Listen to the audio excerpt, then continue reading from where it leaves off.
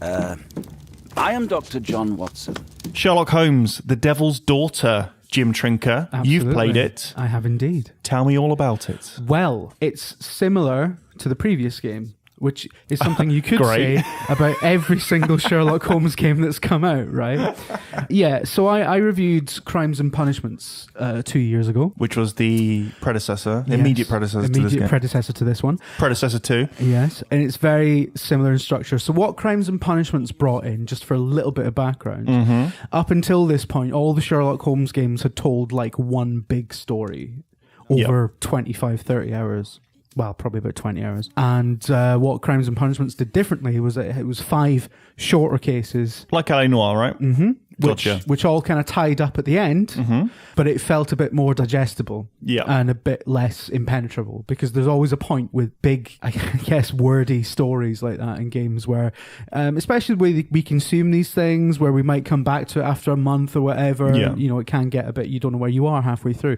So I think it's a better style, it's a better approach to these types of games that they're doing. That's why episodic adventure games work so well, right? Gotcha. So that was the big innovation that Crimes and Punishments brought in. And this is following that same template. So it's 5 cases. And again, we are promised that, obviously don't know the full details of this, but we are promised that they will all tie together at the end.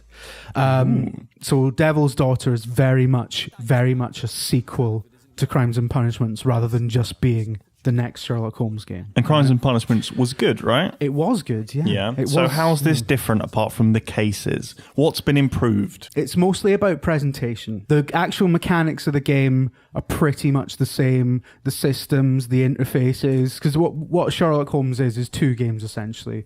Well, there's 2 halves to the game. The first half is going to the locations and collecting the evidence, interviewing people, and what you're doing is collecting facts, collecting observations, which you can then use at the point where you get to the deduction screen to look at the information, say, right, well, this obviously means that, this means that, so that's the motive, this is obviously the guy, and then you pick your suspect, you accuse them, you decide what to do with them, and you don't actually find out whether or not you're right until the very end of the game. So you could be wrong. It is entirely possible. Sherlock Holmes is never wrong. Well, exactly, but you are.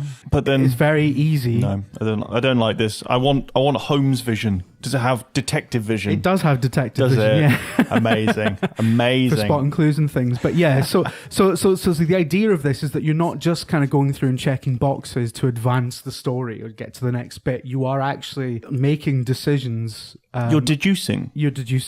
And you can be wrong. The game will let you fail and pick the wrong person, send the wrong person to prison. Ah, but that's fine though. Like, as long as someone goes to prison. You're kind of working for the Met, right? So fit ups are standard practice. So, but with this game, right, and this series in general, it had a reputation of being an interesting game for anyone who would actually play it. Yeah. 99% of people would see the graphics and laugh their balls off.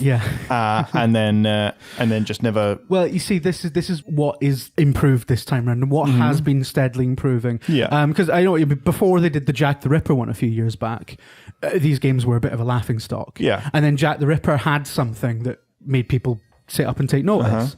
And then the next one looked nicer and was better presented. This one, it's not AAA. It's not it clearly hasn't Single A?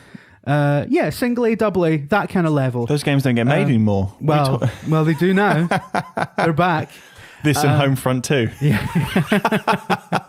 It looks really good. You can tell it's not as expensive as something like, to pick something that's similar in setting. Assassin's Creed Syndicate has obviously had money leathered into every conceivable, every speck of dust.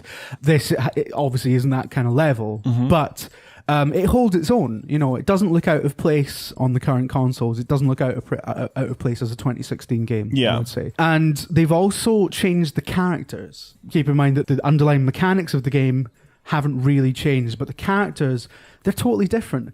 Up until now, this game series might as well have been an actual direct adaptation of the Jeremy Brett series. That's the old one. Yeah, I hope people are actually familiar with this. That's the old ITV? ITV did a series, Jeremy Brett in the lead, and it's considered by many to be like, kind of one of the definitive adaptations. Proper Victorian shit. Proper Victorian. None of this running around, 2010s era None of this Mayfair. Fucking Cumberbatch goes around with that twat from The Office. Fucking nonsense.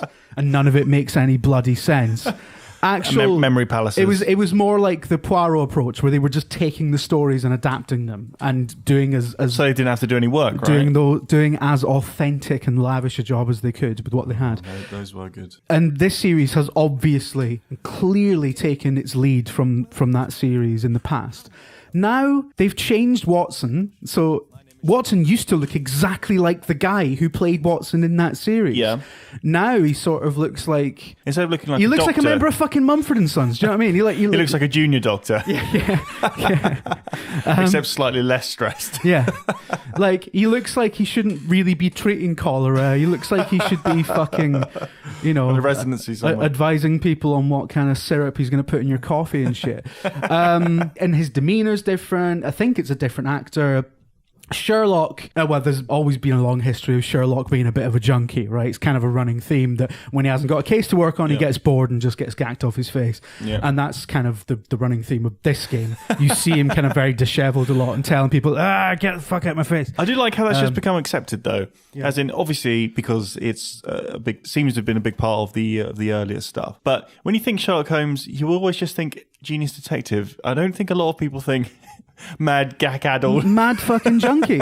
That's what he opium, is. Isn't it? Have they updated the drugs for this one as well? No, absolutely not. It's still it's still opiates and, injecting a solution of cocaine. Okay, right. So, not quite as sophisticated so he's not in a nightclub. As your modern junkie, right?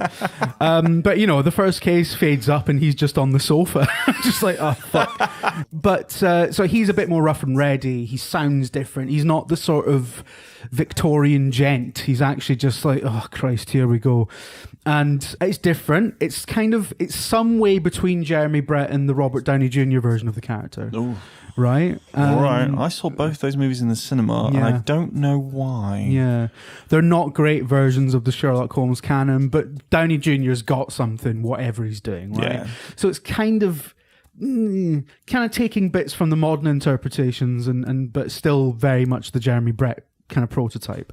And that's the real difference here, is that they've changed the central characters, modernized them, made them possibly more appealing to an audience that isn't necessarily asked about Sherlock Holmes, doesn't really care whether or not they can see the bullet holes for where he shot VR into the wall. Oh, no one cares. Nobody gives a shit about that stuff, right? What they care about is, look, what's Sherlock doing? How gacked off his fucking face is he? And is he going to punch anyone?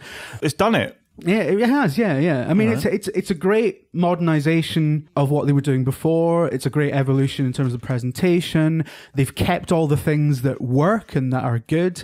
And from what I've played so far, I played about 3 hours at a preview event. It's more the same, but in the best possible way, and I really enjoyed it. Jim, you've actually got me interested in these games. Yeah. Well, I mean, I was interested before, but not necessarily in picking up another one of them.